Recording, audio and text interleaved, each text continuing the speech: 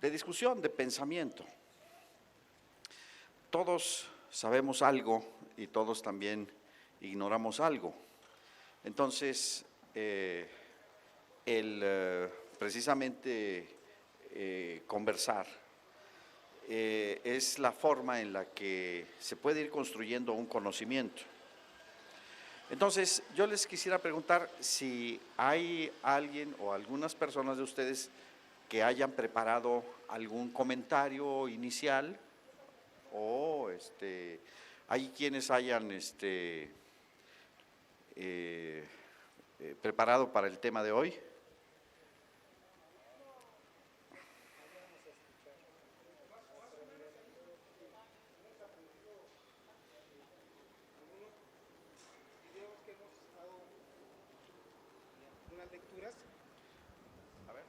Sí, bueno, lo que empezamos a ver, empezamos por saber qué era el Estado, qué era lo que más nos interesaba, para ir viendo cómo íbamos a abordar el tema.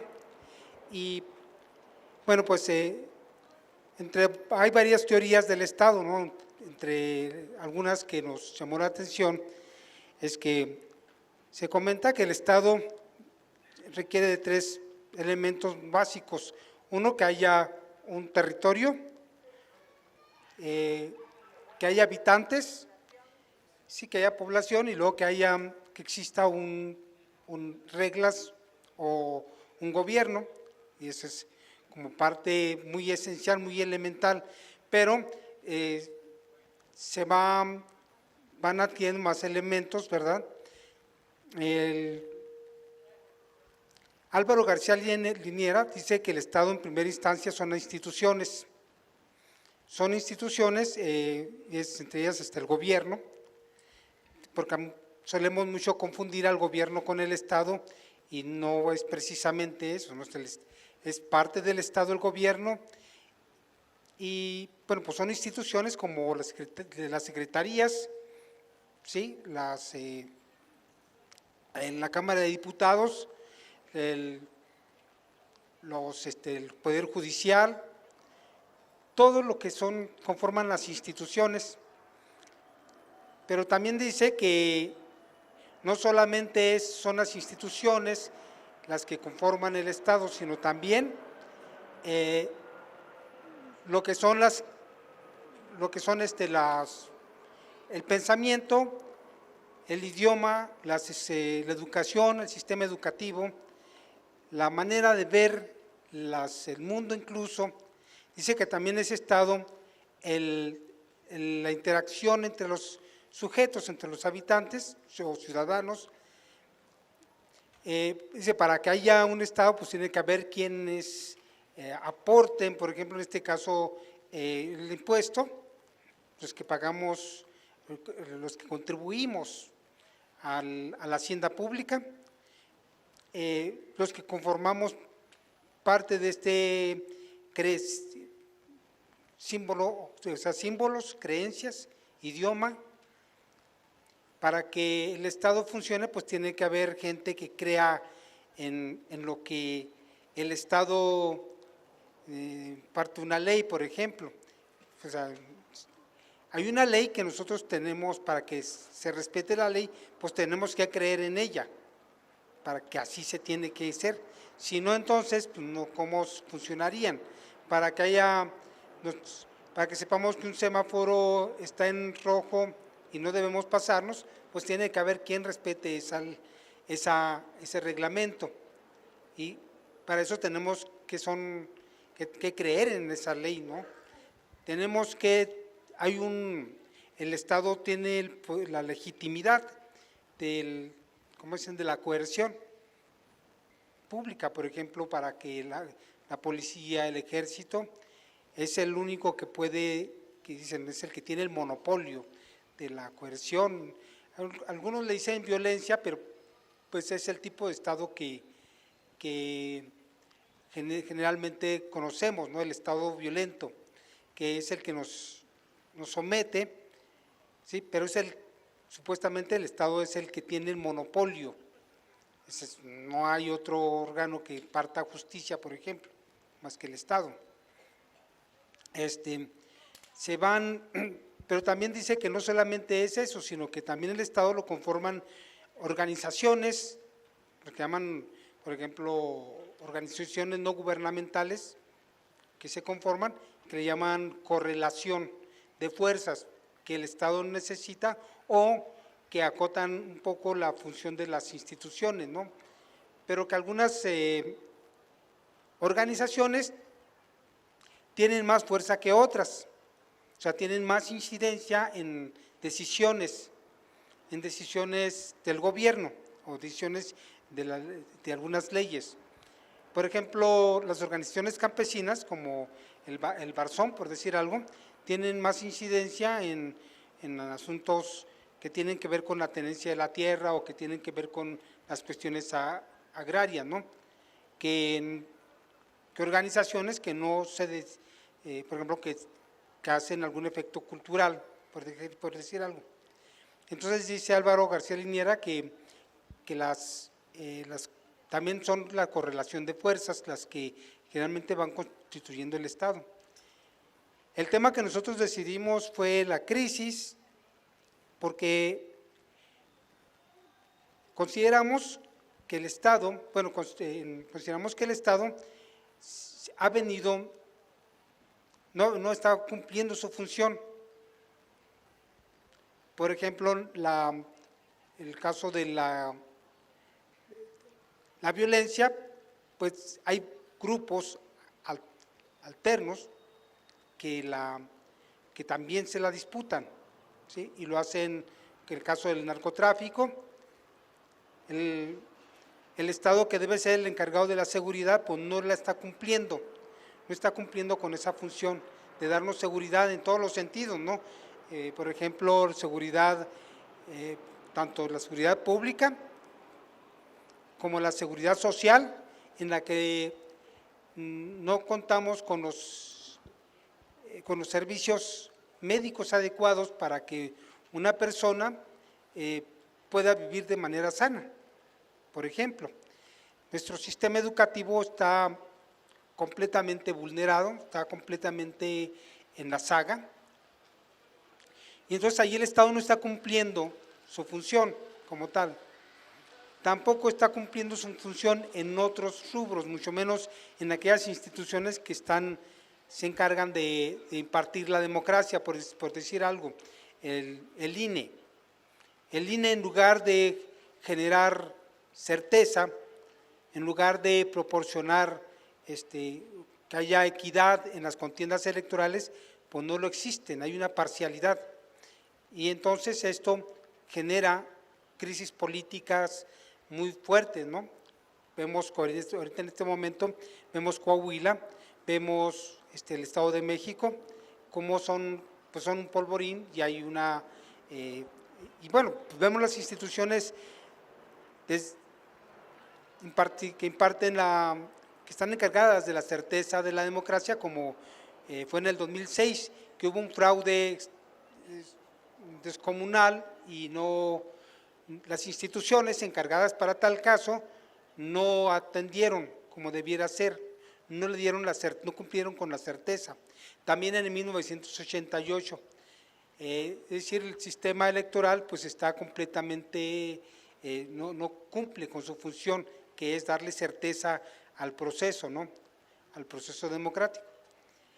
Y bueno, cada una de las instituciones que vamos viendo, como el caso ahorita de Relaciones Exteriores, que nuestra política externa, que había gozado yo creo que era lo más prestigiado que tenía México, todavía en los años 70, en los años 80, no se diga hacia atrás, México era reconocido por esa política internacional que nos hacía sentirnos orgullosos, incluso hasta los que no éramos priistas, ¿no? Teníamos una política externa bien presentada, ¿no? Y de pronto acabamos de ver cómo Relaciones Exteriores pues, hace un comunicado completamente fuera de su lugar, ¿no? Tratando de enjuiciar a Venezuela, se somete al al designio de los norteamericanos, al designio de Trump, y eso pues, le resta completamente credibilidad a esta institución. Entonces nuestras instituciones están siendo completamente, están perdiendo legitimidad, y bueno, pues considero que esa es la crisis que nos encontramos como Estado, ¿no? Como Estado y como pueblo, como nuestra política interna también está, es completamente, cotidianamente muy vulnerable. Están perdiendo credibilidad y legitimidad el gobierno y las instituciones como tal. Y bueno, también en la sociedad nos encontramos en una crisis incluso de identidad, de valores, que nos está llevando a confrontaciones a veces que no vienen al caso. No estamos viendo también las instituciones religiosas, como estamos viendo una que se llama la Ciudad de los Niños, algo así, que sucedió en Guanajuato, donde aparte que la institución religiosa católica ha venido perdiendo mucha credibilidad en el sentido de las constantemente acusaciones sobre violaciones a niños, ¿sí? Entonces hay una crisis una crisis muy fuerte, por lo que creo que vale la pena pensar en cómo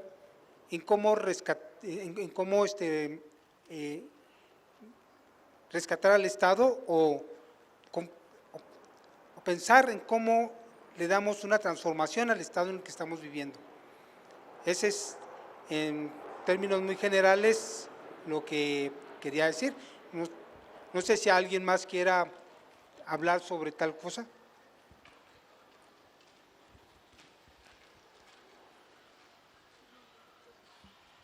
Sí, bueno, buenas tardes a todos. Compañeros, nuestro invitado, gracias por estar aquí con nosotros. Yo quisiera agregar un poco a todo esto que dijo Toño muy acertadamente, que habría que analizar que la crisis, por ejemplo, la crisis económica no va sola, ¿no?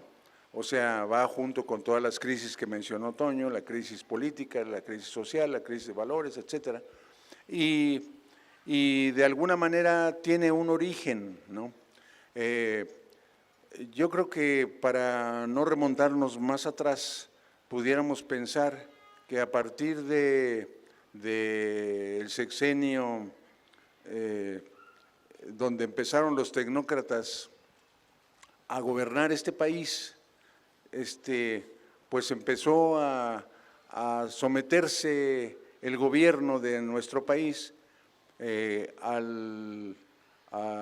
las decisiones que se daban en el norte de Estados Unidos, en Estados Unidos, en el norte de México, desde la designación del presidente, ¿no? Desde el dedazo, hasta las políticas económicas y sociales que se deberían ir teniendo en este país, ¿no? Concretamente del sexenio de Salinas para acá, se acentuó, digamos, esta crisis, se empezó a hacer acuerdos a espaldas del pueblo mexicano, del TLC, por ejemplo, se empezaron a hacer muchas otras cosas que nos han ido llevando a esta crisis y a todo esto, ¿no? Entonces, yo creo que se han ido imponiendo, como decía Toño, por ejemplo, el gobierno se desentiende de muchas cosas o no cumple, como decía él, con muchas cosas que debería cumplir. Y yo creo que eso obedece, o tendríamos que analizar, que obedece, por ejemplo, según mi no a equivocaciones, no a falta de preparación, sino a una supeditación estrictamente lacaya, por así llamarla, del gobierno que tenemos al gobierno de Estados Unidos, ahora representado por el señor Trump, ¿no? que solamente es el representante de toda la política neoliberal de las transnacionales, de las multinacionales, ¿no? Y aquí en México, nuestro país, con tanta corrupción y con tantos problemas que nos han ido involucrando ellos mismos, pues obedece a un plan estratégico, precisamente manejado desde Estados Unidos, y que el gobierno mexicano, los gobiernos mexicanos, incluido han estado llevando puntualmente a cabo para entregar el país, para entregar prácticamente todo a los intereses de Estados Unidos, ¿no? Y lo que yo creo que deberíamos de tener muy en cuenta y nunca perder de vista, que los enemigos no están en otra parte, sino están precisamente en las ambiciones del imperio norteamericano y los gobiernos que tenemos y su supeditación a este imperio es lo que nos está dañando y lo que está creando todas estas crisis. Digo, para ser breve y no tomarme más tiempo, por ahí lo dejaría, a ver si hay otra oportunidad. Gracias.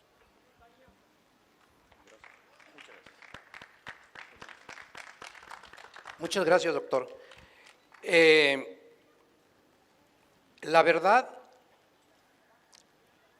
como lo veo, es también el Estado se da una constitución, y esa constitución pues es un contrato social que los gobiernos neoliberales con las potencias extranjeras, porque no solamente Estados Unidos, es una lucha constante, y lo vemos, nada más es cuestión de referirnos a la historia, de esas potencias que tienen intereses, principalmente en aquellos países que tienen recursos. Hay bastantes ejemplos, pero el gobierno, que es parte del Estado, pues, y esa Constitución que ha sufrido más de 700 modificaciones, hablando de la mexicana, pues definitivamente ha dado al traste con el Estado ideal que pudiéramos tener, y ahora pues es una lucha, yo no le llamo, podría ser una lucha de clases a fin y al cabo, pero que comparando México, digamos, con un Estado que va a tener elecciones próximamente, yo lo veo muy similar. Lo veo similar porque, si es cierto, pocos mexicanos hicimos algo por salvar el país en las reformas estructurales.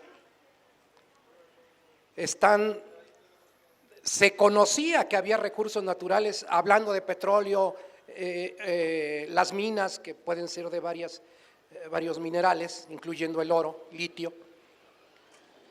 Entonces, me siento abrumado, porque a veces no alcanza uno a comprender todo lo que está en juego. Yo no acepto que un representante del Estado mexicano salga condenando a otro Estado, porque ahí precisamente se están violando leyes de no intervención en otros estados. En caso concreto, pues nuestro secretario de Relaciones Exteriores y los que lo acompañan, recibiendo órdenes de acuerdo a la información que tenemos de otro estado para que intervenga, digamos, en este caso concreto en Venezuela. Yo creo que la gran mayoría de mexicanos no estamos de acuerdo en eso, porque es un estado, al menos el nuestro, que sentimos que se nos va de las manos. Y cuando es el Estado, estamos hablando de todo lo que compone el Estado: el territorio, su gente que lo conforma, sus leyes que se dan para gobernarse a sí mismos, pero que rompen ahora sí que ese Estado de Derecho, haciéndolo o tratándolo de hacer derecho. O sea, es inconcebible, inaceptable. Y sí, yo creo que la gran mayoría de la población se siente abrumado, pero yo creo que tampoco debemos de caer en una depresión tal que no veamos lo que está sucediendo alrededor, porque lo estamos viviendo.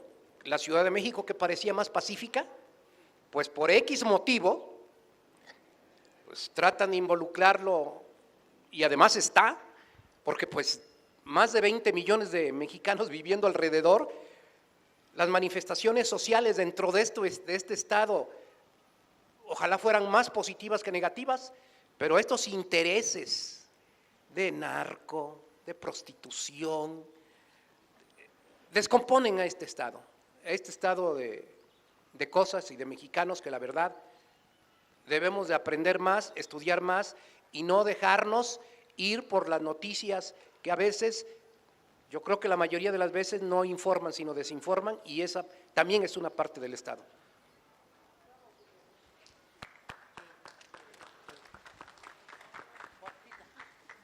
Sí, buenos días, compañeros y compañeras. Es un gusto estar aquí compartiendo con ustedes todo lo que estamos hablando. Y como parte del Estado está la educación, aunque dicen, por ejemplo, ayer en la jornada, que, pues, bueno, más bien diario la leo, ¿verdad? Pero hablan de la 100, que dedican millones de pesos para que las escuelas estén bien dotadas, ¿sí? Sí lo han oído hablar ustedes, sobre todo aquí en el DF, ¿verdad? Que tengan agua, tengan todo, pues. Yo tuve la suerte de estar este fin de semana en Oaxaca, allá en Nochistlán, donde hubo una masacre el año pasado.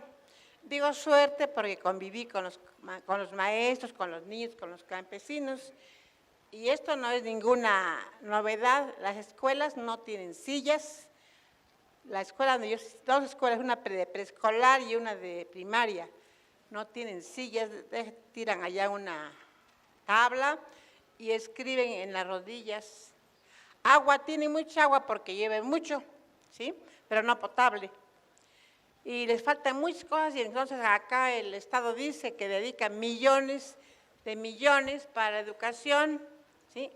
Y yo nada más quiero decir que eso no es cierto, nos consta, lo hemos vivido, y pues entonces, ¿cuándo vamos a creerle? Nunca.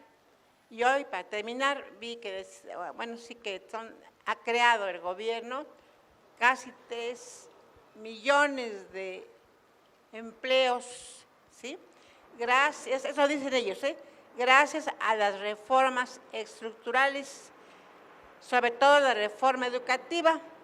También pues son cosas para no creerle, ¿verdad? Pero si quieren creerlo, cada quien tiene su criterio. Y yo quería intervenir en eso para que pues sepamos. Y por último, lo que ya hablaron los compañeros sobre el intervencionismo del gobierno de acá de México, sí, de Videgaray, digo nombres porque ustedes lo saben, de Peña Nieto, están interviniendo en Venezuela. Cada país se gobierna como quiere. Ya lo dijo don Benito Juárez, ¿sí? El respeto al derecho ajeno es la paz, y además cada quien se va a gobernar como pueda. No tenemos por qué los mexicanos meternos en otros países. Allá ellos que se gobiernen como consideren mejor, pero decirles cómo lo van a hacer, no. Y la última, una invitación para mañana, vamos a estar en la Embajada de Venezuela, los que quieran ir a partir de las 11, porque tenemos la triste experiencia de que hace poco estuvieron acá, el 6 de mayo, estuvieron aquí la derecha venezolana, cobijada por el gobierno del PAN, muchos están aquí presentes, no estoy diciendo mentiras, y pues vinieron aquí a agredirnos, ¿no? Eso todo el mundo lo vio. No nos enfrascamos a golpes, ¿verdad? Ni queremos tampoco, pero los invitamos para proteger la embajada mañana. Vamos a estar a partir de las 11. Los que quieran llegar antes, pues mejor, nosotros vamos a llegar más temprano para eso. Muchas gracias.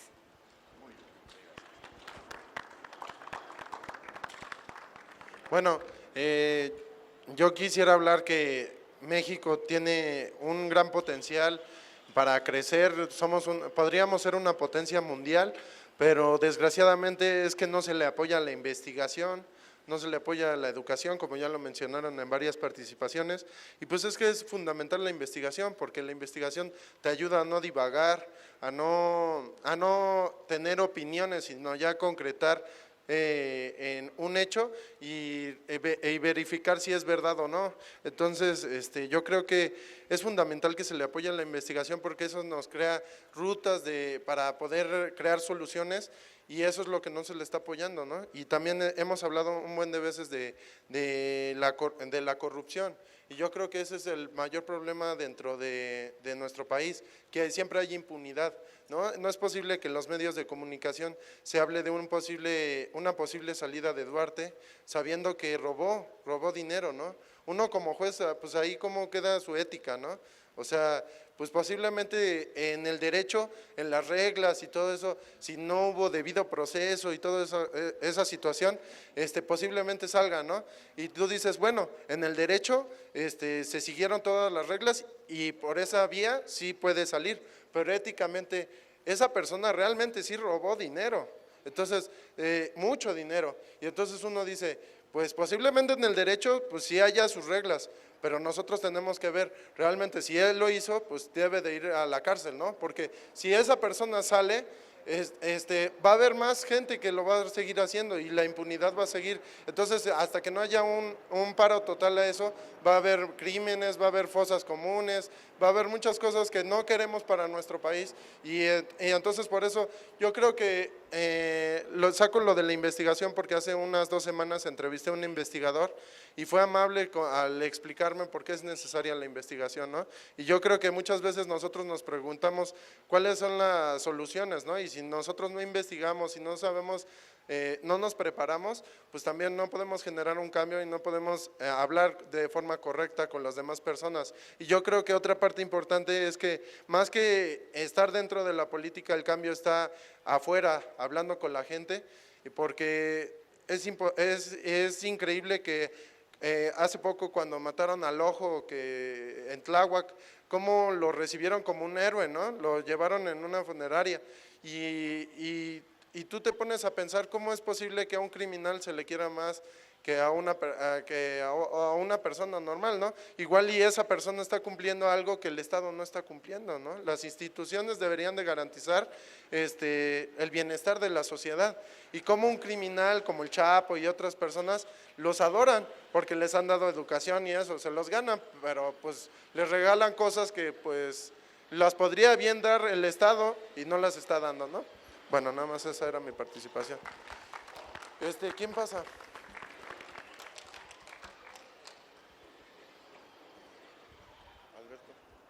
Muchas gracias. Bueno, muchas gracias. Creo que aquí han planteado muchos temas, muchas cuestiones importantes con sus intervenciones. Entonces, vamos a tratar de hacer una reflexión de cuál es el momento, cuál es la situación, en dónde está nuestro país y qué tendríamos que hacer ante esta situación. Aquí vemos nosotros los rostros. Vemos en el fondo una fotografía de revolucionarios, campesinos, adelitas. ¿Qué es eso? Es el pueblo. Es un pueblo en lucha. ¿Ustedes creen que nosotros tenemos riesgo? Vean la lucha, el riesgo, el sacrificio que tuvieron que hacer nuestros antepasados. La vida por delante, ¿eh? Ahí están. ¿Ustedes creen que sabían a dónde iban a llegar? ¿Ustedes creen que tenían un hotel esperándolos para que pudieran bañarse, comer cómodamente, cambiarse de ropa, ponerse una ropa limpia? No sabían, ni siquiera si ese tren iba a llegar o no, si iba a haber comida o no, si el ejército de Porfirio Díaz iba a bombardear ese ferrocarril. Y ahí estaban, vean los rostros. ¿Qué nos dice eso? El primer filósofo, teólogo, que planteó la idea de que la soberanía recae en el pueblo, se llamaba Juan Althusius, Johannes Althusius, año de 1610 en Alemania. La soberanía recae en el pueblo. Aquí está una imagen. ¿Y ustedes creen que los hacendados y porfiristas y extranjeros reconocían que el pueblo era el soberano, que el pueblo tenía que mandar? Claro que no. Esa idea, ¿quién la retoma de los que están aquí? ¿Quién retoma esa idea?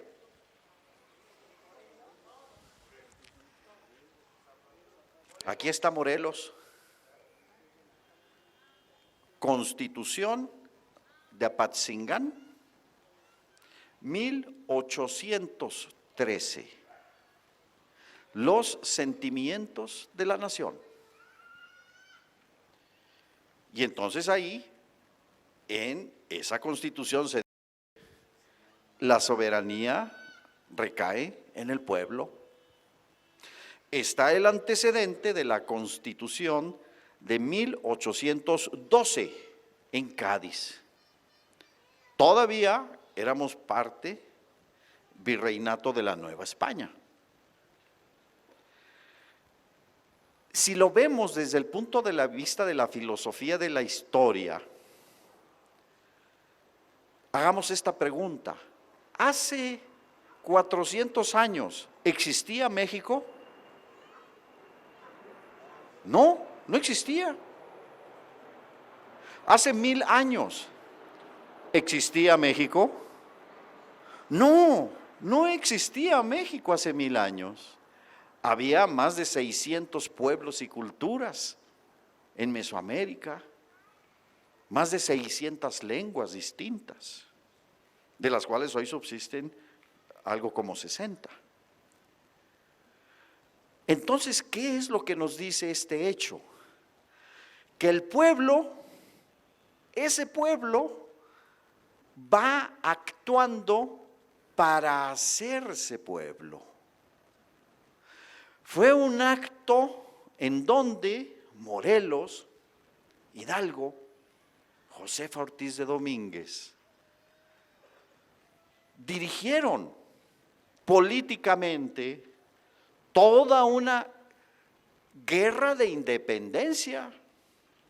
¿Ustedes creen que los españoles, que habían dominado a sangre y fuego y espada, y habían obtenido el trabajo y las riquezas de este continente y de esos pueblos, iban a decir simplemente, sí, sean libres y felices, nosotros ya nos vamos? Fue necesaria una guerra. Vidas. Ellos mismos ofrendaron su vida. Hace 200 años. Y en la Constitución de 1824 se planteó una república federal. ¿Qué modelo? El de Estados Unidos. Hubo el intento del imperio de Agustín de Iturbide, que fue rápidamente sofocado y atacado por las logias vinculadas a el naciente Estado estadounidense. Y entonces cambiaron el enfoque a una república federal. Durante 300 años, España había impuesto una unidad, ¿verdad? Entonces, uno de los elementos centrales de todo ese periodo tiene que ver con la propiedad. Durante ese periodo de 300 años de virreinato de la Nueva España, ¿quién era el propietario? El rey. Él era el dueño de todo. Y entonces el rey concedía mercedes, el rey concedía privilegios, el rey concedía nombramientos, pero él era el dueño de todo. Todo. Estamos en la época de los sistemas monárquicos. La soberanía recaía ¿en quién? En el soberano, no en el pueblo. Me voy rápido, pero recordemos la derrota de los conservadores. ¿Quién fue el que derrotó a los conservadores a mediados del siglo XIX?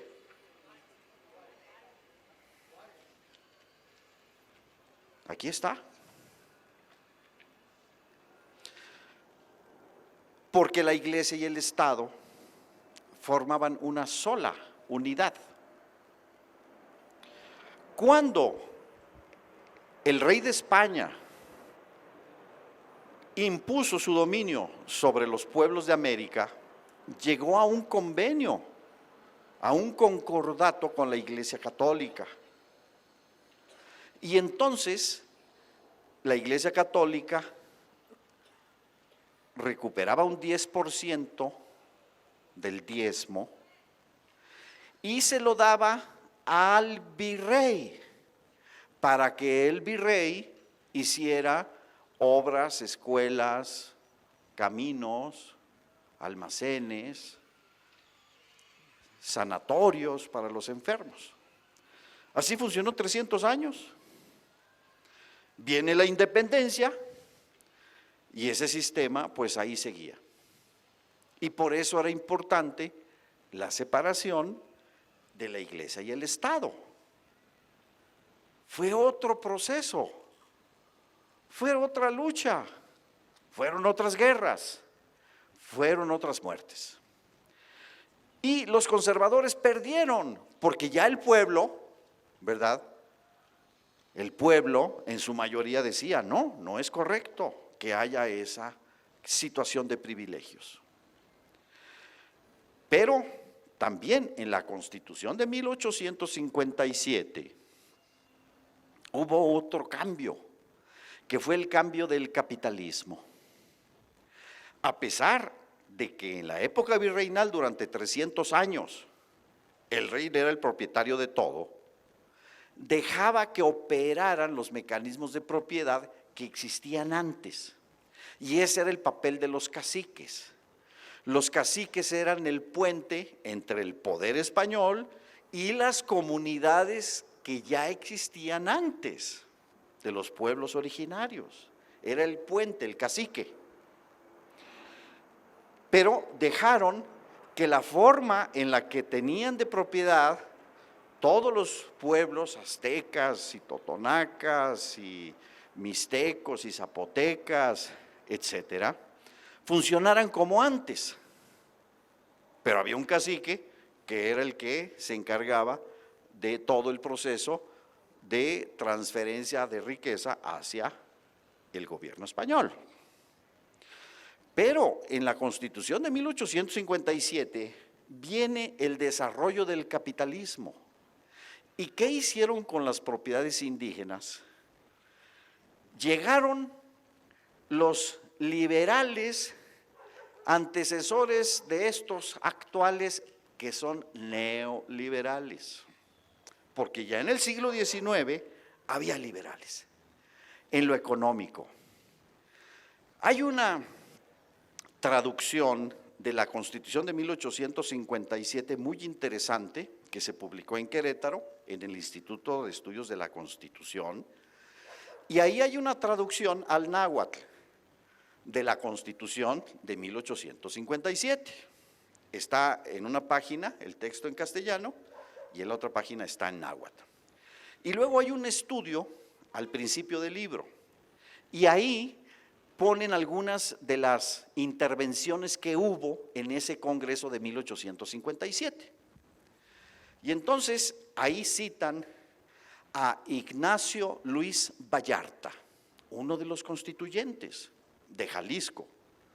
Y más o menos dice así, cito de memoria, dice: señores, Adam Smith y Quesnay, un economista francés, ya demostraron que lo único que puede motivar el progreso es el interés individual, que la economía no quiere la injerencia del Estado y que no haya leyes ni siquiera de protección para la economía, porque solo el interés individual es el que causa el progreso. Y entonces, toda esa propiedad que durante 300 años permaneció en los pueblos y comunidades, se hizo propiedad privada. ¿De dónde viene la palabra ejido? Viene del latín. Por ejemplo, ¿cómo se dice salida en inglés? Exit. Viene del latín, exitus. Exitus es salida. Y de ahí viene la palabra en inglés, exit. Y de ahí viene la palabra ejido. Ejido era el terreno comunal que estaba a la salida del pueblo. ¿Y quién usaba ese terreno? Toda la comunidad lo usaba. La gente llevaba ahí sus animalitos, la gente hacía ahí alguna milpa, en fin, ¿verdad? Era la tierra que estaba a la salida del pueblo. ¿Qué pasó con esta ley de 1857? Pues que se hizo propiedad privada. Se hizo propiedad privada. Vámonos al siguiente 50 años. ¿Qué pasó con la aplicación de las leyes? ¿Quién la aplicó? Porfirio Díaz. Estamos en siglo XIX todavía. Porfirio Díaz, después de derrotar la intervención, recordemos, el héroe del 2 de abril, que derrotó a los franceses en Puebla, posterior al 5 de mayo, ese héroe del 2 de abril, Porfirio Díaz, después de derrotar a los franceses ahí, llega, toma la Ciudad de México. Juárez estaba en Querétaro y ahí pues vino la derrota definitiva de los franceses, la discusión de que si lo fusilaba o no lo fusilaba, y finalmente Maximiliano es fusilado, junto con Miramón y Mejía. 1867. Entonces, llega Juárez, toma el poder. Juárez gobierna, muere en 1872. Y después hay varios gobiernos liberales, finalmente empieza el periodo de Porfirio Díaz. ¿Y qué ocurre con esas leyes de reforma? En la parte de la tierra, propiedad privada. 1910.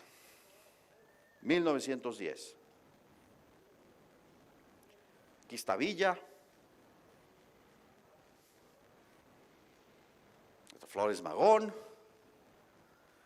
están todos los campesinos, está Zapata. 1910. ¿Qué pasó con la tierra?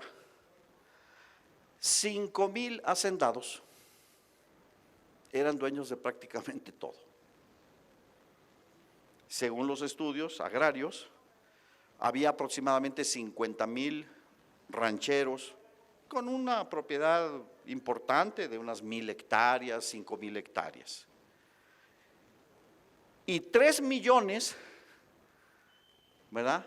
3 millones de peones con sus familias que estaban acasillados en las haciendas.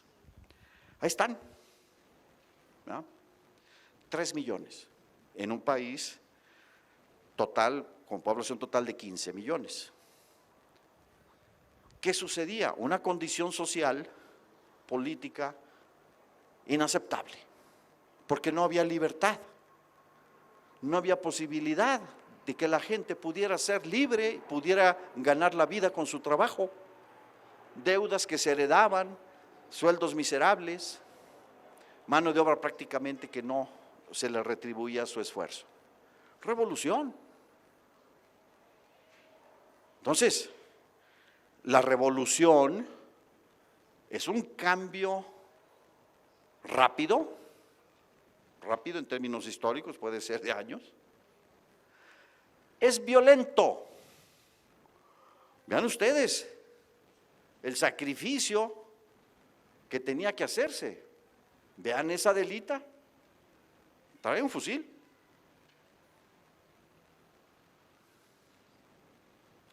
Dolor, sacrificio, vidas, sufrimiento, desgarramiento de familias, muerte. No es agradable la guerra. Todo eso lo quieren glorificar los gringos, ¿verdad? Y constantemente están hablando de muerte y de guerra y de muerte y de guerra y de muerte y de ejércitos. Porque son invasores, porque son colonizadores, porque son un imperio. Pero la guerra, ¿quién la sufre? El pueblo. Es doloroso. Pero cuando no hay otro recurso, el pueblo de México, el pueblo que primero, 100 años antes, ¿verdad?, entregó la vida para ser libres del gobierno español, ahora es una guerra civil interna para cambiar el régimen político y el sistema de propiedad. ¿Qué pasó en 1917 con toda esta lucha? Que hubo un poder constituyente. Hubo un poder constituyente. ¿Por qué razón? Porque el ejército porfirista había sido derrotado. Y había sido derrotado por el pueblo, El pueblo derrotó al ejército porfirista. No fue una cuestión de que se otorgó. ¿Y por qué tuvo que intervenir el pueblo? ¿Y por qué se exacerbó todo este proceso? Por la intervención de Estados Unidos. Porque Madero llega al poder después de 30 años y Porfirio Díaz se tuvo que ir. Porfirio Díaz se tuvo que ir. Empieza a gobernar Madero y ¿qué hace Estados Unidos? Una conspiración para asesinar al presidente Madero, para asesinar a su hermano. Y estos acuerdos fueron poco antes del inicio de la Primera Guerra Mundial. Recordemos la decena trágica. 9 de febrero de 1913. Siguiente año, 1914, Estados Unidos invadió México, invadió Veracruz, porque estaba por iniciarse la Primera Guerra Mundial y necesitaban asegurarse del petróleo. Entonces, invadieron Veracruz y aseguraron que ese petróleo que ya estaban explotando en la Huasteca le sirviera a Estados Unidos y no a Alemania. Vean ustedes. O sea, la historia del imperio de Estados Unidos sobre nosotros ha sido constante a lo largo de nuestra existencia, pues somos vecinos. Si a los no vecinos, imagínense nosotros. Entonces, a pesar de eso, a pesar de la expedición Pershing, que entró en nuestro territorio para perseguir a Francisco Villa y que no tuvo éxito. Pershing, uno de los mejores militares estadounidenses en su momento. Y triunfa la revolución. El pueblo triunfa Con sacrificio, sí, pero triunfa. Porque un pueblo libre, que sabe que es libre, no hay forma en que lo puedan esclavizar nadie. La conciencia de ser libre hace a un pueblo indómito para cualquier proceso de dominación. Es lo que nos enseña la historia, la nuestra, y lo podríamos ver en otras. Y entonces, ese pueblo, con todos estos dirigentes políticos, con todos estos generales, que es el pueblo organizado militarmente para tomar el poder, hacen una nueva constitución. Yo creo que estos ejercicios de hacer una nueva constitución son ejercicios útiles de pensamiento. Simplemente recuerdo que la independencia de México se hizo por una guerra que dio el poder al pueblo para hacer su constitución. Que en 1857 hubo una guerra de intervención que fue derrotada, en este caso los franceses, y entonces eso le dio al pueblo mexicano el poder constituyente para hacer su constitución. Que en 1910 inició una guerra, una revolución que llevó a la Constitución de 1917. En otras palabras, el poder constituyente lo da la fuerza organizada del pueblo. No es solo una reflexión teórica, que sí es muy importante, pero se necesita la fuerza de que el pueblo sea el poder. Entonces, esto simplemente para recordar que no es suficiente tener una buena idea, porque lo que se necesita es tener el poder para que esa idea quede plasmada como ley. Si no se tiene ese poder, pues no se puede tener una nueva constitución.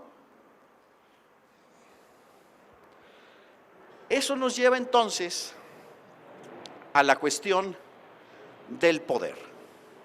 ¿Y qué es lo que ha pasado en los últimos 30 años? ¿Cómo Estados Unidos ha trabajado políticamente para imponer su dominación y convertirnos en su proyecto, en su colonia? ¿Cómo lo ha hecho? Controlan a un individuo. Ellos no necesitan controlarnos a nosotros, a uno solo. Uno. ¿A quién? Al presidente. Ellos controlan al presidente. Y el presidente, como cabeza del poder ejecutivo, es el que nos impone lo que ellos quieren que nosotros hagamos, ellos quieren que nosotros cambiemos. Son imperios y ellos no improvisan, tienen su proyecto y lo van haciendo seguramente paso a paso.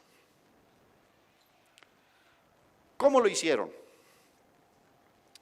Lo primero, meternos a producir petróleo con dinero prestado, que fue con lo que López Portillo nos enganchó en los intereses de Estados Unidos.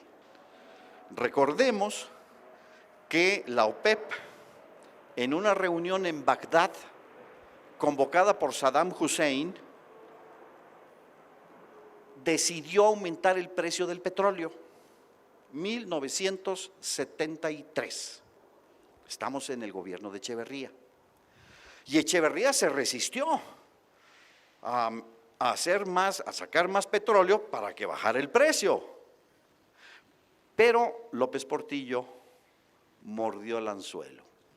Y entonces agarró dinero prestado, 60,000 millones de dólares, y aumentó la deuda de 19,000 que la había dejado Echeverría a 82,000 que la dejó López Portillo. Es cierto que hizo refinerías, es cierto que hizo oleoductos, es cierto que hizo más exploración y extracción, pero ¿con qué objetivo?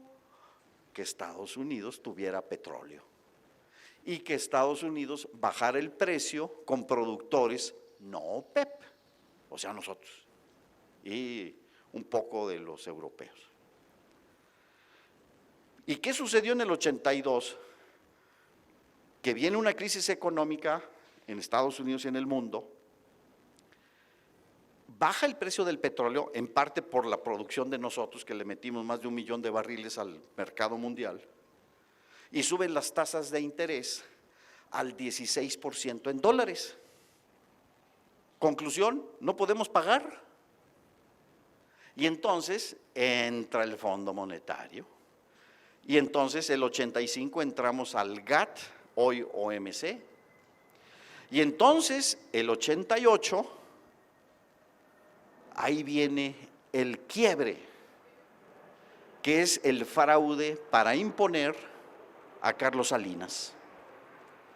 Y Carlos Salinas se ha dedicado desde entonces, y lo continúa haciendo hasta ahora, quien está destruyendo esa lucha histórica plasmada en la Constitución del 17. Ese es el trabajo de esos traidores. Y luego, ¿qué ocurre en el 94? Asesinan a Colosio. Asesinan a Colosio. ¿Por qué? Pues porque él no participaba de ese proyecto. Y viene Zedillo, ¿y qué hace Zedillo? Cambia la ley para que haya inversión 100% extranjera en los bancos, porque eso no estaba incluido en el Telecán. Y en el año 1997 se cambió la ley para que hubiera inversión 100% extranjera en los bancos. Ese fue Zedillo, Fobaproa. Termina su gobierno y Zedillo, seguramente en un pacto con Clinton, porque Zedillo se dedicó a minar la fuerza que tenía el PRI hasta entonces con esa perspectiva nacionalista. Había que quitar a todos esos nacionalistas y poner a todos esos empleados de los intereses extranjeros llamados tecnócratas, pero en realidad son empleados de intereses extranjeros, todos, formados en el ITAM y en Chicago y en todas estas escuelas. Entonces, Zedillo cambió 4 veces al presidente del PRI. ¿Para qué? Pues para que todos esos, vámonos para afuera. Otro que quería oponerse a él, para afuera. Y entonces llega el año 2000 y entonces nos engañan y nos dicen, el problema es el PRI, hay que sacarlo a botazos, a patadas, víboras tepocatas, víboras prietas, democracia, alternancia. Traidor, un traidor. Por cierto, hijo de padre estadounidense y madre española. Por cierto, antes se había cambiado la legislación y la Constitución para que los hijos de padres extranjeros pudiesen ser presidentes. Y entonces un expresidente de la Coca-Cola es presidente de México. ¿Y qué hace? Pues continuar desmantelando ese trabajo del pueblo de México, desmantelando toda esa lucha histórica, todo este sacrificio que estaba plasmado en la Constitución del 17.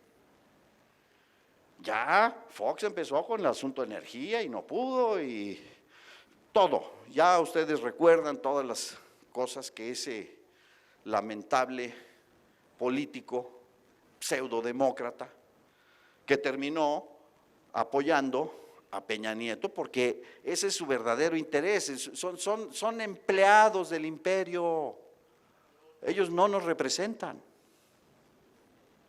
¿Y qué hace ese Fox?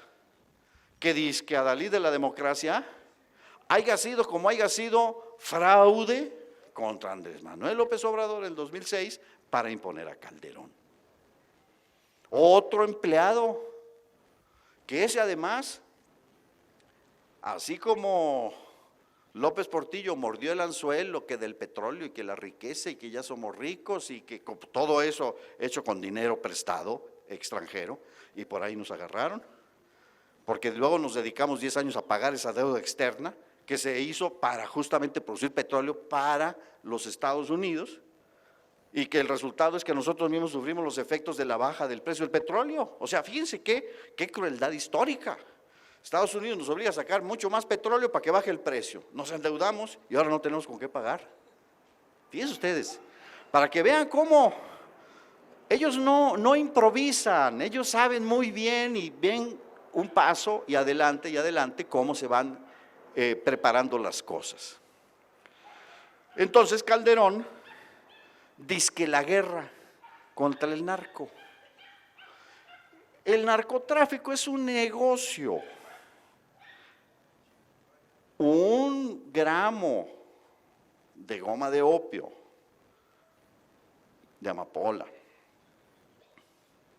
convertido en morfina o en heroína, vale $170. La materia prima vale 10 pesos, 15 pesos, ni siquiera vale $1, pero vendido en Nueva York vale $170. Pueden ustedes consultar, están disponibles en internet los estudios del Departamento de Justicia de Estados Unidos, ahí vienen las gráficas mes a mes, llevan toda la estadística como si fuera un mercado del precio del maíz, del precio del acero, de todo. Bueno, así llevan el precio de todo esto en Nueva York, en Chicago, etcétera. Es un negocio de ellos. ¿Dónde se lava todo ese dinero? En Wall Street. ¿Quiénes financian ese dinero? En Estados Unidos. ¿Quiénes traen todas las armas para que se maten los mexicanos? Estados Unidos. Y estos gobiernos que no responden al interés del pueblo, aceptan una guerra que ellos no hacen. En más de 4 estados, no sé cuántos van ya, es legal producir comercialmente la marihuana. Y en más de 16 el uso medicinal. Entonces aquí, ¿verdad?, nos, comillas, obligan, en realidad es un contubernio, como el tema de Venezuela, en donde de manera servil y abyecta se aceptan políticas que constituyen una guerra contra el pueblo. 2 razones. El pueblo, ese pueblo, sufre violencia.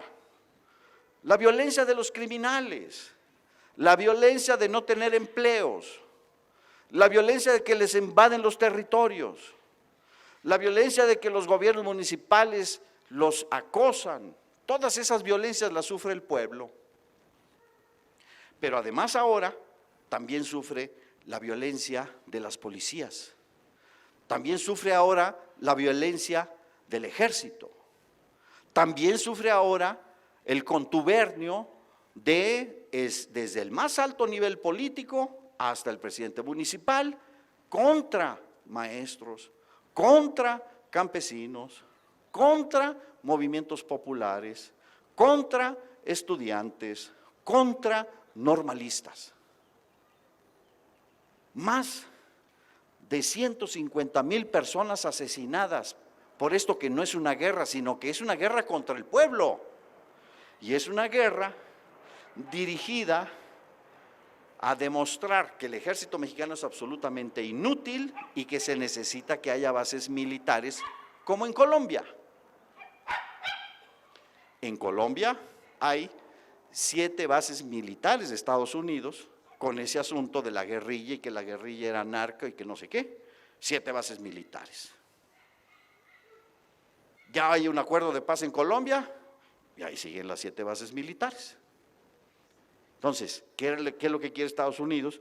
Pues poner bases militares y que el gobierno de México esté totalmente desgastado, en lugar de estarse ocupando de la construcción económica, de la política industrial, de la educación, del empleo, de la juventud, de las nuevas tecnologías, del medio ambiente, del cambio hacia un sistema energético basado en energías renovables, en el desarrollo de la cultura, de la ciencia. Ahí tienen la única agenda de ese lamentable individuo que estableció esa política criminal llamado Felipe Calderón, la única agenda fue esa. Porque además, como se sabía y tenía el complejo de ser un presidente falso, un presidente fraudulento, se quería legitimar vistiéndose con un traje que le quedaba grande, ¿verdad? Y que era el objeto de la burla del pueblo, porque ni siquiera le quedaba. Pero su política provocó violencia y muerte y la sigue provocando. ¿Por qué continúan? Pues porque es, de nuevo, obedecer los designios de Estados Unidos, mientras ellos se van apoderando de los bancos, se van apoderando del petróleo, se van apoderando de los teléfonos, se van apoderando de los satélites, se van apoderando de las afores, se van apoderando del territorio, se van apoderando de los puertos, se van apoderando de las refinerías, se van apoderando de los pozos petroleros, se van apoderando de los ductos, se van apoderando de los medios de comunicación. Fíjense ustedes qué crueldad. En medio de toda esta masacre contra el pueblo, en los horarios de mayor audiencia aquí, Televisa y Televisión Azteca, con narcoseries que hacen apología del delito y que les presentan a los jóvenes como ideal de vida ser ricos, aunque implique matar. Ser ricos para traer una camioneta y pasear a una novia muy hermosa, aunque eso implique matar. Vean ustedes cómo hay un proceso de corrupción del pueblo. Hay un proceso de corrupción de los ideales de la juventud. Hay un proceso de corrupción de las policías. Y todo eso es deliberado para poder dominar lo que les interesa a Estados Unidos, que es nuestro trabajo, 80 pesos el día de salario mínimo, nuestros recursos, todos, y todas las actividades estratégicas más rentables. Todas, y no tienen límite, no tienen límite. De manera que vamos a recapitular algunos conceptos. ¿Qué es el Estado? El Estado es el universo de personas que estamos relacionados por derechos y por deberes. Eso somos, nosotros somos el Estado. Y nosotros somos libres. Y la comunidad de todos los libres, eso es la soberanía. La soberanía es la libertad del conjunto. Así como cada uno de nosotros somos libres, la libertad de todos juntos se llama soberanía. Eso es soberanía. Y nosotros somos los que somos el Estado. Y nosotros tenemos el poder, y eso no lo han quitado. El 39 que dice de la Constitución, la soberanía recae en el pueblo, quien tiene en todo momento el derecho de modificar su régimen político. ¿Qué han hecho estos 30 años? Han hecho circos para legitimar que esta ley, que el abuso, y que no, y que mira, y una elección, y no, es que gastaron mucho, no, hay que ponerle aquí un control al gasto, y circos, no respetan la voluntad popular, punto. Y fíjense la corrupción del pueblo, porque tiene que haber un representante de otro partido para que los ciudadanos que están ahí respeten la libertad de otros. Fíjense hasta dónde hemos llegado. Un mexicano honesto, si aquí votaron X por este partido X tuvo 10 votos, el partido Y tuvo 5 y el partido C tuvo 3, aunque yo sé de cualquier partido, yo como honesto mexicano debo de reconocer eso. ¿Por qué tengo que estar otro que me vigile a que haga bien la suma? ¿Qué quiere decir? Fíjense hasta dónde ha llegado la corrupción. Y la corrupción con un plato de lentejas. Y la compra del voto de los más vulnerables, los más pobres, los que los asustan. Te voy a quitar del programa para que reciba tu niño una beca. Te voy a quitar el programa para que tu papá, que recibe este apoyo como persona adulto mayor, me tienes que demostrar. Usan, controlan, abusan de las condiciones de pobreza que ellos mismos producen con sus decisiones equivocadas. Ese es el escenario en el que estamos.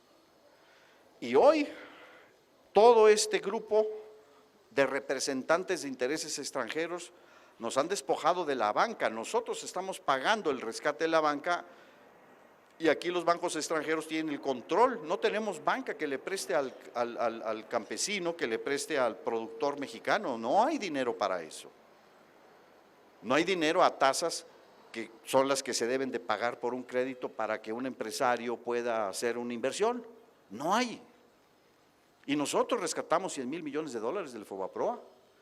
Cuestión que, por cierto, Andrés Manuel fue de los pocos que hicieron una denuncia, inclusive hizo un libro donde explica todo este robo y todo este despojo.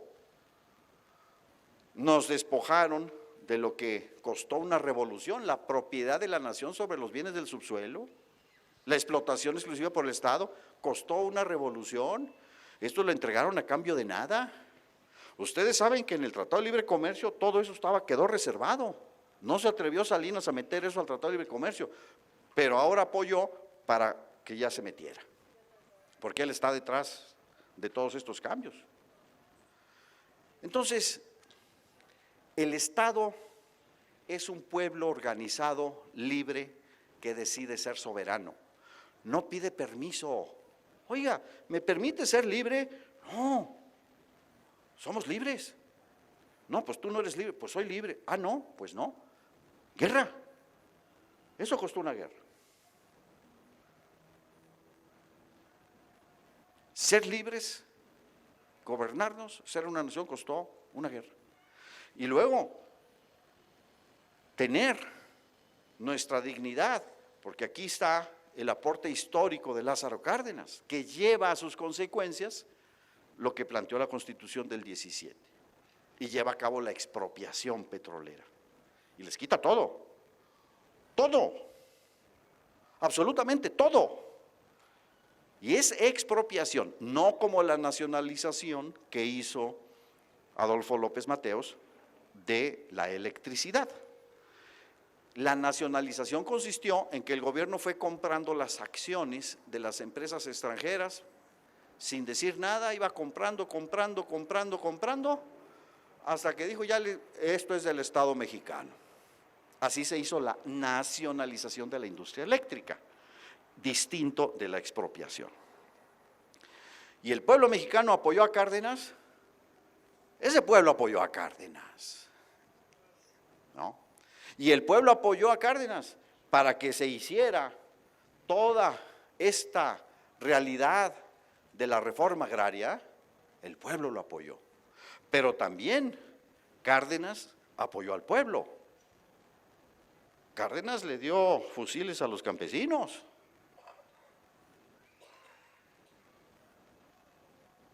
Para hacer la reforma agraria se tuvo que hacer así. En ese momento estamos. Ahora, siguiente pregunta. ¿Qué hemos aprendido de estos 30 años? Que Estados Unidos tiene un proyecto para hacernos su colonia, para que aquí ganemos 80 pesos, mientras el salario mínimo por hora en California son $15 la hora. Según el tipo de cambio que ustedes quieran, estamos hablando como 70,000 pesos al mes. Ese es el salario mínimo en California. Y aquí, 2,400 al mes, 80 pesos diarios. Eso quiere Estados Unidos. Estados Unidos quiere que paguemos tasas de interés altísimos en los bancos y que aquí saquen las mayores utilidades. Estados Unidos quiere todo nuestro petróleo, vendernos la gasolina. Ya la capacidad de refinación se bajó al 50% y estamos importando 800,000 barriles de gasolina y diésel que podríamos producir aquí. La importación de petroquímica, de diésel y de gasolina al año son más de 34,000 millones de dólares. Eso es lo que nosotros no tendríamos por qué estar importando. Tenemos el petróleo, poquito, pero tenemos, lo deberíamos de hacer. Y así podríamos ir viendo la alimentación. El 50% de lo que comemos los mexicanos es importado en los productos básicos y tenemos 8 millones de hectáreas sin cultivar. ¿Por qué? Pues por el precio. Si el precio que vale la cosecha no me permite pagar los costos de producción, la semilla, el trabajo, el fertilizante, si el precio no me permite pagar eso, pues no lo hago. Por eso están 8 millones de hectáreas paradas. ¿Y por qué tenemos ese? Pues por el Tratado de Libre Comercio.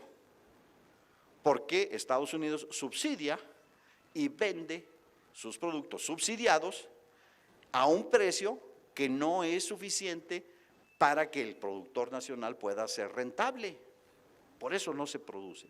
Y por eso salieron 6 millones de jóvenes del campo a un verdadero infierno, porque no hay empleo, no hay opciones de educación, tienen que salir destruyendo familias, comunidades. Es un costo humano inaceptable, cruel. Tenemos, por lo tanto, que pensar hoy. Un elemento después de todas estas luchas que tenemos es el voto. A pesar de todos los palos que nos han dado, a pesar de todos los fraudes que han hecho, es el camino que tenemos, menos costoso. Porque esas luchas históricas al pueblo le han costado. Al pueblo le han costado.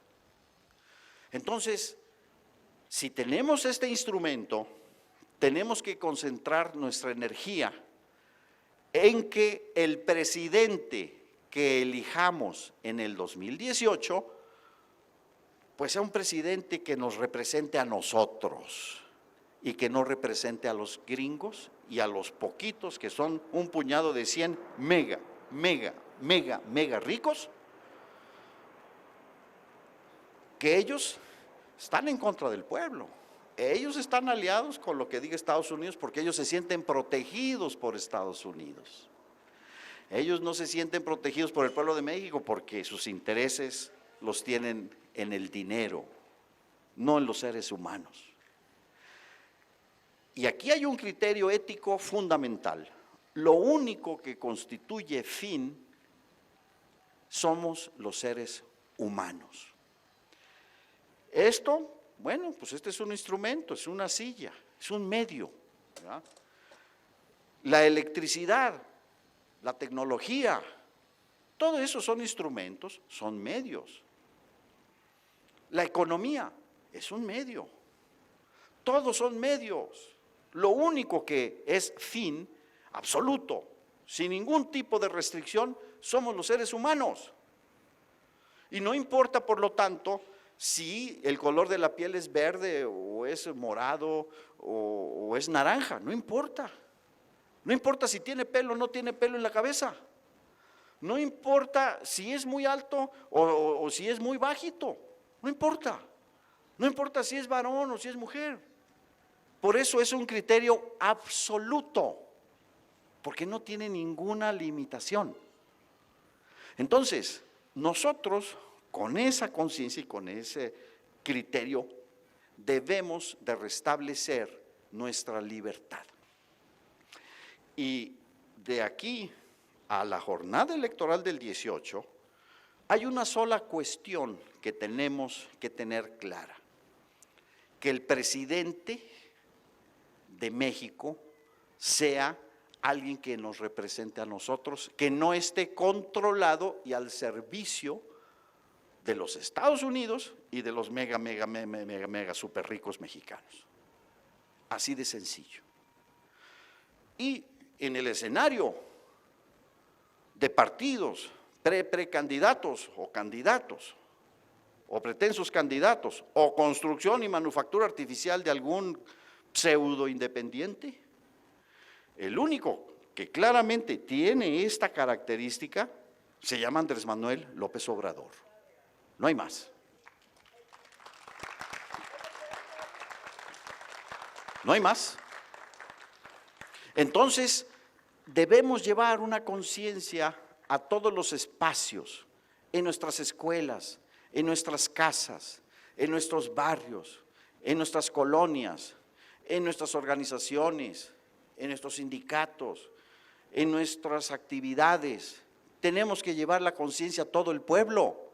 No podemos permitir que Estados Unidos nos vuelva a imponer a su representante para que nos siga imponiendo la violencia, la muerte, ¿verdad? La falta de vida, la pérdida de salud, la pérdida de seguridad social, la pérdida de la educación, la pérdida de identidad, la violencia. No podemos permitir. Y tenemos ese instrumento, tomémoslo en serio, porque toda la política del poder es, no se metan en política. La política del poder es, no salga usted a la calle, no, por eso se espantan. Si estamos aquí en una plaza pública, no, ellos quieren que estemos metidos allá, arriba en la azotea, ahí escondidos, pensando nosotros solitos, a ver cómo nos fue de mal en esta semana y cómo nos va a ir posiblemente peor la próxima. Es lo que quieren. Lo que quieren es que no salgamos a la calle. Lo que quieren es que no pensemos. Fíjense ustedes, qué crueldad de estos gobiernos disque humanistas del PAN. Quitaron la obligatoriedad de la enseñanza, de la lógica y de la filosofía en la educación media superior. No quieren que los jóvenes piensen. No quieren que el pueblo piense. Causa, efecto, decisión, libertad, autodeterminación. Porque un pueblo que piensa, evidentemente, es un pueblo que es más libre. La libertad no es una cosa abstracta, es muy concreta, es la capacidad de decidir. Pero solamente podemos decidir si tenemos conocimiento y si tenemos criterios éticos. Se necesitan las dos cosas. Si no, no somos plenamente libres, somos muy poquito libres. Y no quieren que pensemos. Por eso atacan los buzones. Porque no quieren que pensemos. No quieren un pueblo que piense y que sea libre. Y si nosotros estamos conscientes de eso, si nosotros sabemos que controlando a un individuo tienen ganado el 90% del poder, tenemos que asegurarnos que ellos no pongan a ese individuo. Tenemos que estar seguros que no sea otro representante de los gringos y de los mega ricos. Eso es la convicción, la seguridad, la certeza que tenemos que tener. No dudemos. Tengamos conciencia de todo este proceso histórico y tengamos conciencia que un pueblo libre es un pueblo que no puede de ninguna manera permitir la dominación. Recuerden las palabras que les... aquí está Gandhi, miren, ¿lo ven? Aquí está Gandhi. En 1947, porque Gandhi había hecho luchas por la independencia de la India desde los años 1930. Recordemos que Gandhi estudió leyes en Inglaterra. Entonces, en 1947, el movimiento de Gandhi recibe al representante de la corona inglesa, Lord Mountbatten. Y entonces, Gandhi le dijo al señor Lord Mountbatten: miren, ustedes nos enseñaron a ser libres, ya aprendimos, así que se pueden largar. Y se tuvieron que ir, porque la India, como India, les dijo a los ingleses: ¿saben qué? Se largan, punto. Y se tuvieron que ir. Un pueblo que respeta su dignidad y se respeta a sí mismo es respetado.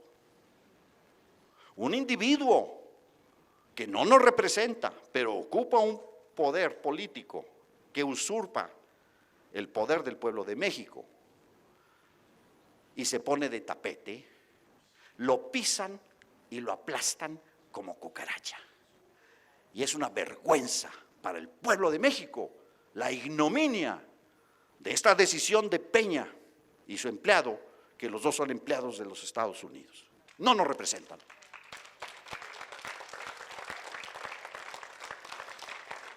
Y el pueblo de México no es una cucaracha para que nadie lo pise.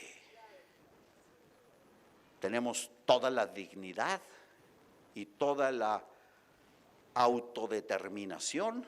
Somos y vamos a ser libres. Y vamos a recuperar la propiedad de la energía. Y vamos a hacer bancos conjuntos, públicos y privados, para que haya dinero para que inviertan los empresarios mexicanos. Y vamos a hacer un pacto para que el salario realmente contribuya a que la gente disponga de los medios para su subsistencia. Y vamos a recuperar los sistemas de pensiones que hoy utilizan para financiar al gobierno de las empresas extranjeras. Vamos a recuperar eso. Pero el primer paso es que en la presidencia esté un individuo que nos represente. Con esto pues terminaría yo mis reflexiones. Muchas gracias. Agradecemos la...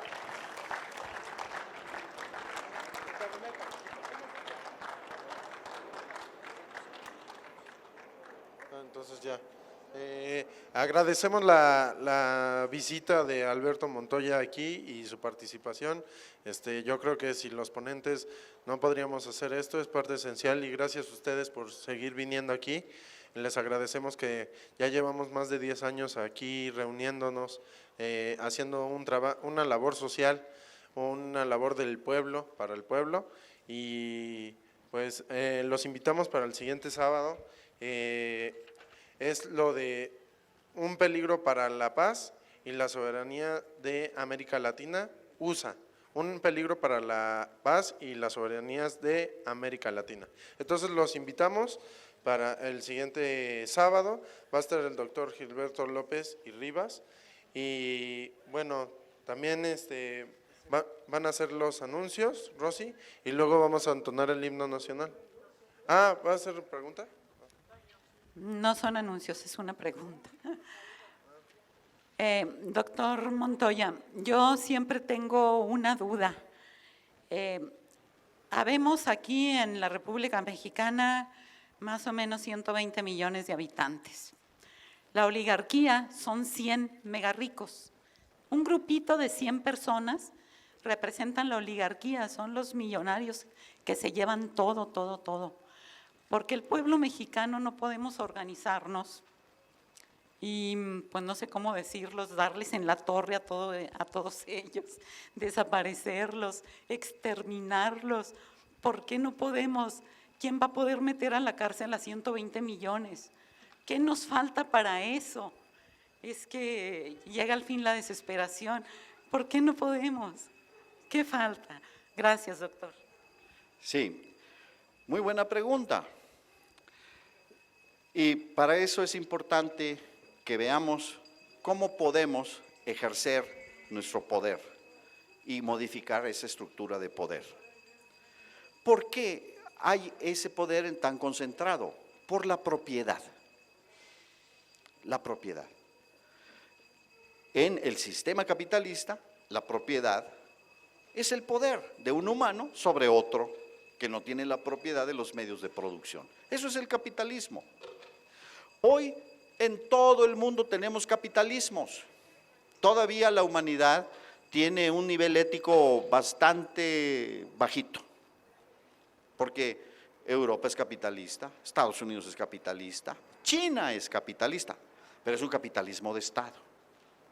Y nosotros somos de los peores capitalismos, porque es un capitalismo tributario de las corporaciones y de los gobiernos extranjeros. Un primer paso es acceder al poder en la presidencia y una suficiente masa crítica en el poder legislativo para que cambiemos las reglas de propiedad. Todo eso que llaman reformas estructurales no es más que cambiar las reglas de propiedad. Propiedad extranjera en la telefonía, 100%. En Estados Unidos el límite es 17%. Y así sucesivamente. Entonces, ¿cómo podemos revertir esa estructura diciendo, señores, quédense con su riqueza, ya estuvo bueno, nada más que vamos a cambiar las reglas de propiedad? Ya tiene usted 50,000 millones de dólares, bueno, pues el próximo milenio las familias de sus descendientes van a estar protegidos, ¿no?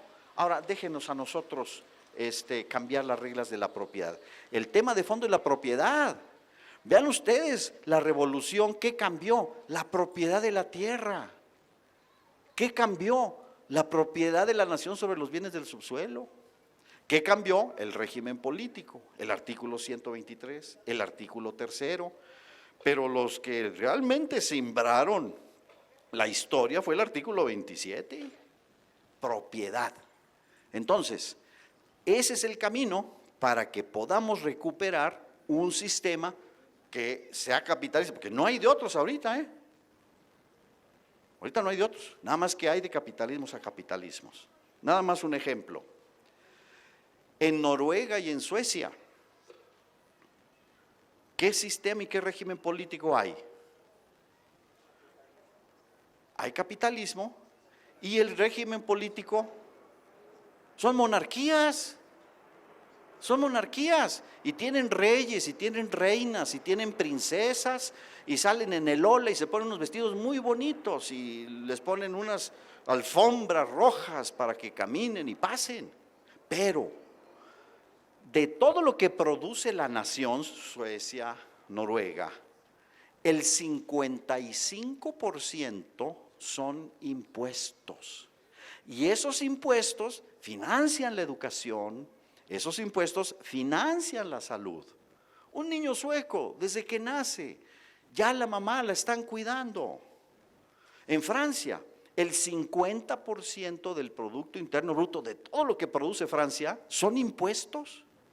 Entonces, una persona anciana que necesita atención, recibe en su casa a una persona que envía el servicio de salud a darle la atención que necesita esa persona anciana.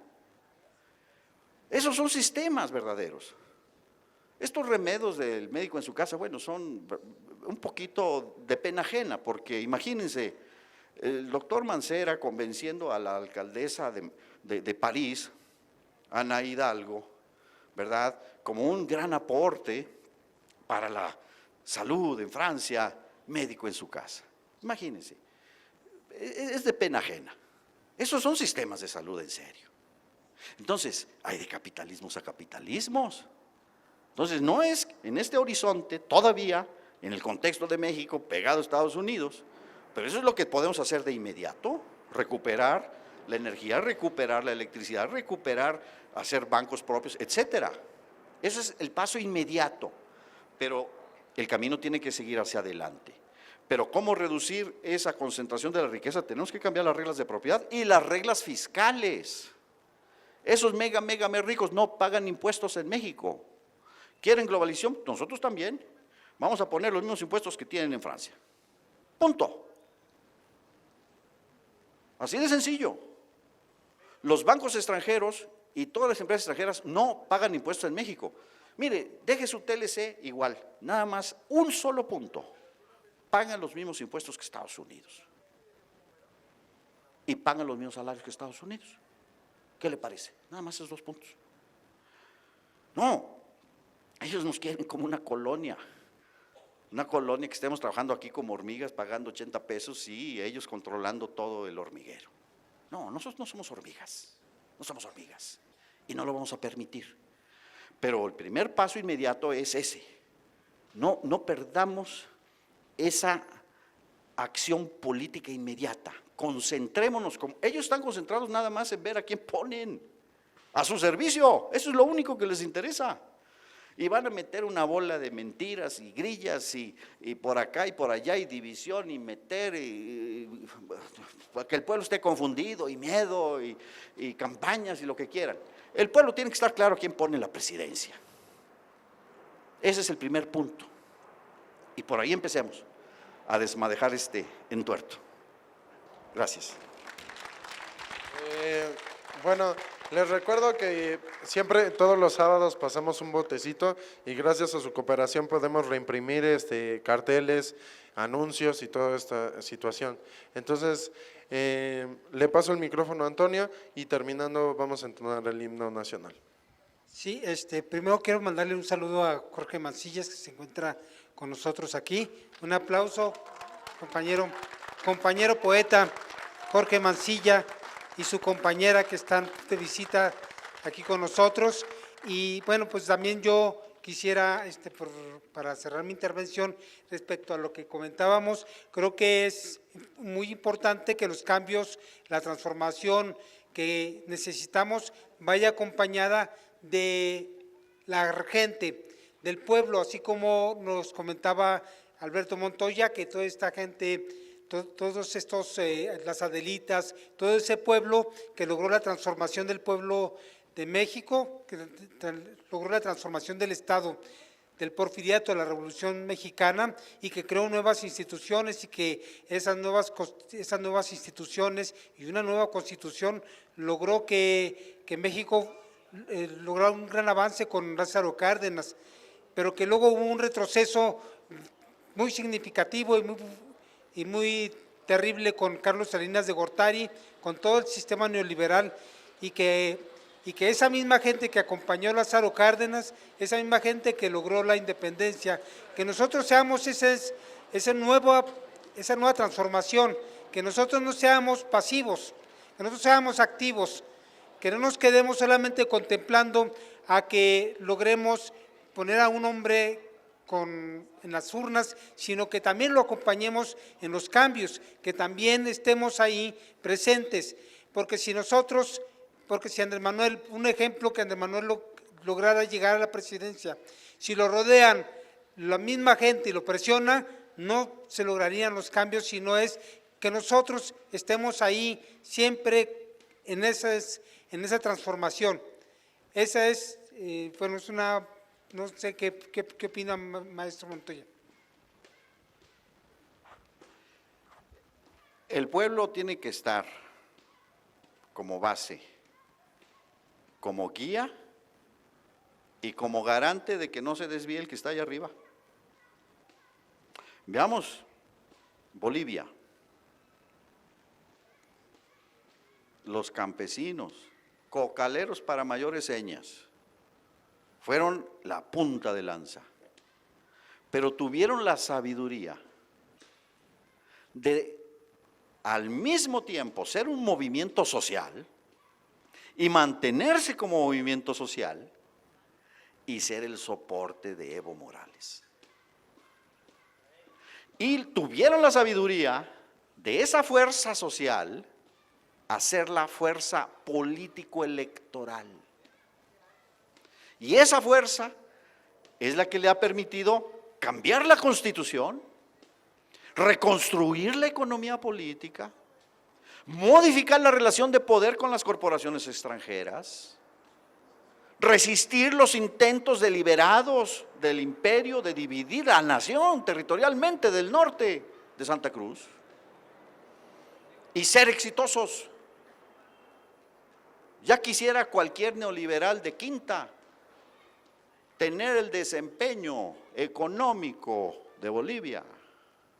Ya quisiera cualquier neoliberal de pacotilla tener el desempeño económico que tuvo el gobierno de Lázaro Cárdenas. No, eso nos debe asegurar justamente que esa presencia no es un momento para la elección, es una participación del pueblo en todas las transformaciones, porque ese es el garante de última instancia, no los representantes. Los representantes pueden tener fallas o insuficiencias o debilidades o pueden corromperse. El pueblo no se debe corromper, debe de ser la fuerza, y debe ser la guía, y debe de ser el vigilante, debe ser el garante, y debe ser el participante. Esa es la forma nueva que varias experiencias en nuestra América Latina nos están enseñando. En Venezuela, en Ecuador, Bolivia, y los procesos también atacados en Argentina, en Brasil, bajo condiciones y procesos distintos. Aprendamos de nuestra historia y aprendamos de la historia de nuestros pueblos hermanos. Esta es nuestra tarea inmediata. Primero, lograr una participación masiva, contundente, fuerte, que sea tan fuerte esa presencia que haga difícil estar en los márgenes que le permitan al poder extranjero y a la oligarquía seguirse manteniendo. Desde luego, la defensa del voto debe estar considerada de manera absolutamente prioritaria. Y simplemente terminaría yo con esta reflexión. Estados Unidos y la oligarquía deben saber que todo fraude, violencia e imposición a un pueblo tiene límites, y que si durante 30 años han violentado esa voluntad del pueblo de México, eso no es eterno. Ya lo hemos vivido nosotros en nuestra historia, porque quiere decir entonces que se confirma que no es la vía electoral la vía de acceso al poder, y liberan al pueblo de toda esa institucionalidad. Si se llega a consumar otro fraude, de manera automática quienes lo cometen quedan fuera del Estado de Derecho, porque ninguno de los mexicanos reconoceremos a esa autoridad.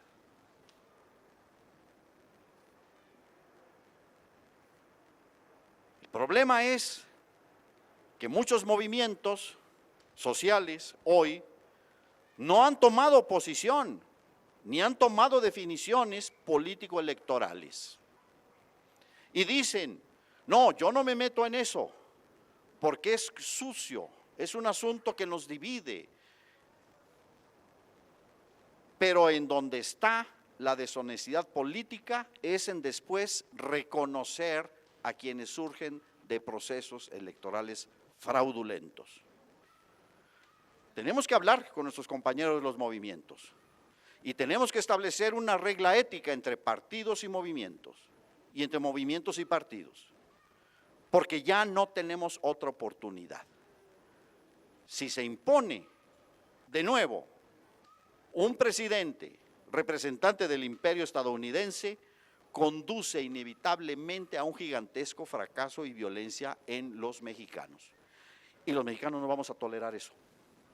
No lo hemos tolerado en la historia. Somos pacientes, pero decía un periodista, los indios se enojan cada 100 años. Y el pueblo de México es paciente, pero no es subordinado y no acepta la pérdida de su libertad ni de su dignidad. Los mexicanos lo vamos a retomar, de eso tenga usted certeza, porque la historia de México así lo demuestra y la historia de otros pueblos hermanos así lo demuestra. Debemos confiar en nuestra fuerza, pero organizarnos para asegurar que la voluntad del pueblo de México sea respetada.